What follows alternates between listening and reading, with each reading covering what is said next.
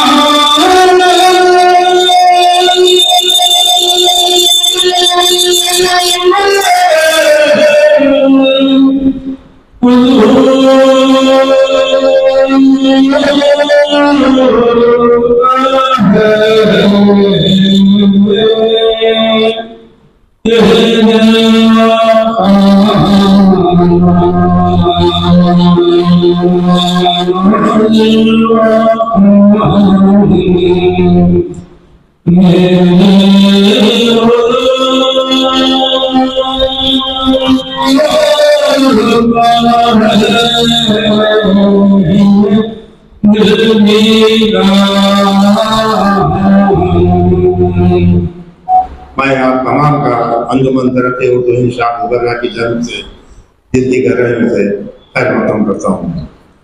हाज़रीन महफिल, जैसा कि आप सभी इस बात से वाकिफ़ हैं कि दक्कन का ये इलाका गुलबर्गा न सिर्फ तारीखी शहर है बल्कि शुरू से ही इल्म अदब का सरचश्मा और तहज़ीब व सक़ाफ़त का अहम मरकज़ रहा है, जहाँ उर्दू अदब के अवलीन नमूने तहज़ीब किए गए। असर हाज़िर की नौजवान नस्ल को इस तहज़ीबी विरासत से जोड़े रखने के लिए अंजुमन तरक्की उर्दू इंशाअ गुलबर्गा अपने क़ियाम से ही यानी तकरीबन 6 दहों से उर्दू ज़ुबान व अदब की तरक्की व तरोीज के लिए मुसलसल कोशा है और अपने अग़राज़ व मक़ासिद की तकमील के लिए पूरी सरगर्मी के साथ अपना रोल अदा कर रही है। अंजुमन की जानिब से मुख्तलिफ मौज़ूआत पर सेमिनार, सिम्पोजियम्स, असातिज़ा के लिए वर्कशॉप्स के अलावा किताबों की रस्म इजरा, तौसील, लेक्चर्स और माहाना अदबी नशस्तों का भी एहतमाम किया जाता है।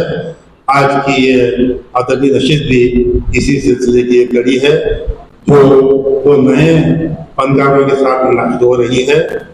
अंजुमन शुरू से ही नए फनकारों और नए लिखने वाले कलमकारों की हिम्मत अफजाई करती रही है ताकि नए और उभरते हुए कलमकारों को अंजुमन के हिस्से से रूशनास किया जा सके।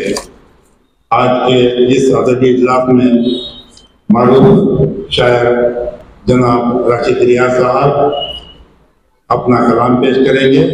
इसके अलावा जनाब नजमुद्दीन बाग साहब और ख्वाजा बंदा नवाज यूनिवर्सिटी के शोबे उर्दू की तालिबात आनिसा मरियम सुल्ताना और आनिसा साहिबा बेगम अपने अफसाने पेश करेंगे। इस अहम इजलास की सदारत इंजीनियर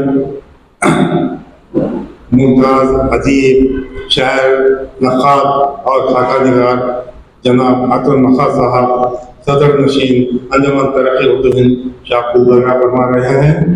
तीसरे पहर एक लड़के की पैदाइश हुई।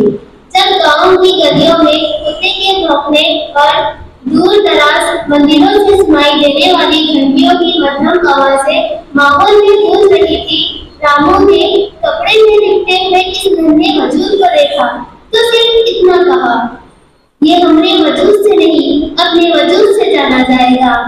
उसे हमने सरकार नहीं बनना होगा, उसे पढ़ लिख कर बड़ा आदमी बनाऊंगा। जिस इज्जत को हम तरसते हैं वो इज्जत उसी से हमने को मिलेगी। मगर रामू जानता था उसे महज भूख से नहीं नाम के थप्पे से भी लड़ना होगा।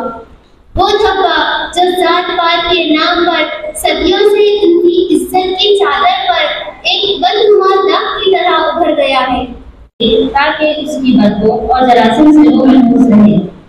वहीं पर इस कौड़ा करकट के करीब एक बूढ़ी औरत अपने साथ एक छोटा सा बक्सा लिए लोगों के झूठे सीधी थी। इसकी उम्र काफी हो चुकी थी, लेकिन इनमें यहाँ कोई कमाने वाला नहीं था। एक बेटा था जो अक्सर शराब के नशे में इधर उधर भटकता रहता था। इसकी बीवी और 2 छोटे छोटे बच्चे थे।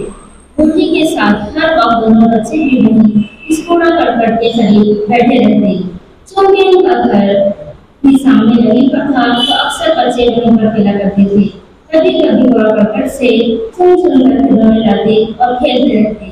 चुन्नू जो बहुत छोटा था, अक्सर वो खाने की चीजें भी इस कूड़ा करकट से उठा लाता, मगर बबलू जो थोड़ा बड़ा था, इसे इस तरह की जिंदगी गुजारना पसंद नहीं था। तो वो अक्सर इस पर गुस्सा करता कि चुन्नू ऐसी चीजें मत खाया करो, इसमें से सिर्फ खिलौने ही लिया करो। तो इस पर चुन्नू कहता, भैया हमें तो ये सब दिलाने वाला कोई नहीं है, मगर हमें कूड़ा करकट में मिल रहे हैं तो क्यों ना लें। के और कुछ दिन जाऊं और मुझे खियालत महसूस हो रही थी कि हम यूं ही एक दूसरे से शाकी रहते हैं।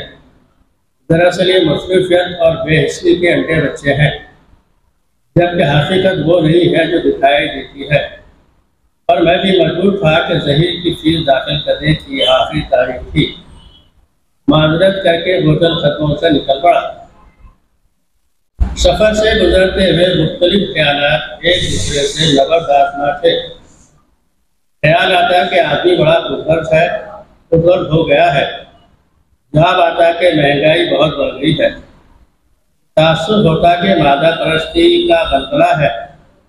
फौरी तरजीह होती कि आखिरत फरामोशी की कारस्तानी है। ऐश और इज्जत के अंधेरे फैल रहे हैं, खुदा परस्ती के चिराग रोशन किए जा सकते हैं। लम्हा बदल क्यों नहीं जाता है, रंगे जहां खूब तो ढल क्यों नहीं जाता। और उसने मतला है, क्या गम है जो सीने से निकल क्यों नहीं जाता। क्या गम है जो सीने से निकल क्यों नहीं जाता। अब दिल भी मसरत से बहल क्यों नहीं जाता। धड़कता रहता है दिल जिसका हर किसी के लिए, वही तो आदमी लायक है मन सभी के लिए। और कभी तो नाम पा गम के, कभी खुशी के लिए। कभी तो नाम पा गम के, कभी खुशी के लिए। बहाने ढूंढते हैं लोग मैं कशी के लिए। मुझे इन दोनों कहानियों में मुझे जो नुमाया चीज लगी, इन दोनों ने आज की मुरव्वजा जुबान को इस्तेमाल किया। आज जो हमारे दरमियान जो हम जुबान इस्तेमाल करते हैं, हम जिस तरह की आम सहल जुबान होती है, जिस तरह से आम जुबान हम आपस में आम जुबान में हम आपस में बात करते हैं, उस जुबान को उन्होंने ट्रीट किया है। और ये कहानियाँ बहुत रास्त तौर पर इसकी तरसील भी होती है, इसका इबलाग भी होता है। नजम बाग साहब क्योंकि हमारे साथ ही रहे हैं और से दराज से, जो हमारे गुलबर्गा में जो जदीद कहानी का लिखने का मिजाज था, जब तरक्की पसंदी का जवाल हो रहा था और जदीद कहानी उरूज पर जदीद कहानी लिखने का ट्रेंड या रुझान आ रहा था, उस वक्त जो हिंदुस्तान भर में जो लोग सामने आ रहे थे, पाकिस्तान में जो लोग सामने आ रहे थे, और उसके बाद जो नौजवान नस्ल उनके साथ उठ रही थी, उसमें मोहम्मद नजम बाग वगैरह, अकरम खान साहब वगैरह, हम सब लोग इसके साथ रहे। और नजम बाग की जुबान जो है ना, नजम बाग के यहाँ आपको ठहर कर अफसाना पढ़ना पड़ता है। आप अपने आप को पहले असिमिलेट करना पड़ता है, अपने आप को मुश्तमा करना पड़ता है कि मैं नजम बाग साहब की कहानी पढ़ रहा हूँ, नजम बाग की। और अपने आप को एक सुई पैदा करके जब शुरू करते हैं तो आपको कहानी पढ़ते हुए आपके हाथ में कलम भी होना जरूरी होता है, इसलिए कि बाज़ अल्फाज गैर मुस्तामिल गैर मुरवजा भी आते हैं, लेकिन वो कहानी का तकाजा होते हैं, तो आपको वो रेफर करना पड़ता है कि भाई इसका तनाजुर क्या है, इसका कॉन्टेक्स्ट क्या है, इसके माने क्या है। और तो जब वैसा पढ़ना शुरू करते हैं तो कहानी में एक तरह का हल्का सा टेस्ट आना शुरू होता है और कहानी आपको अपने करीब आना शुरू होती है। और जब कहानी को इस अंदाज से पढ़ते हैं तो कहानी आपके वजूद पर तारी होना शुरू होती है, आप उससे बहुत महसूस होना शुरू करते हैं। और जब ऐसी कहानियाँ पढ़ने का आप में मिजाज आता है तो आपका दिल ऐसी ही कहानियाँ पढ़ना चाहता है, और एक अरसा बीत जाता है तो ऐसी कहानियों से आप महसूस होते रहते हैं। देखिए कितनी प्यारी बात है। अक्सर हम कहते हैं कि भाई हालात ख़राब हैं, ना मसाइद हालात हैं, ना गुफ्तबे हालात हैं, ऐसे हालात हैं जिनको हम बयान नहीं कर सकते और हम दुआएं करते हैं। तो राशिद रियाज का इस्लाम भी यही कहता है कि दुआओं के साथ साथ आपका अमल भी ज़रूरी है। तो उन्होंने कहा कि भाई दुआ के साथ साथ मशक्क़त की भी ज़रूरत है। ये अमल जब बहुत ज़्यादा सख्त किया जाता है तो मशक्क़त के मरहले में दाखिल होता है। तो आज के अहद का सबसे बड़ा आज का अहद जो आपसे मुतालबा करता है, मशक्क़त का मुतालबा करता है। इसी अहद के मशक्क़त के मुतालबे को उन्होंने अपने शेर में बहुत कामयाब अंदाज से पेश किया। आज यहाँ जो अफसाने पेश किए गए,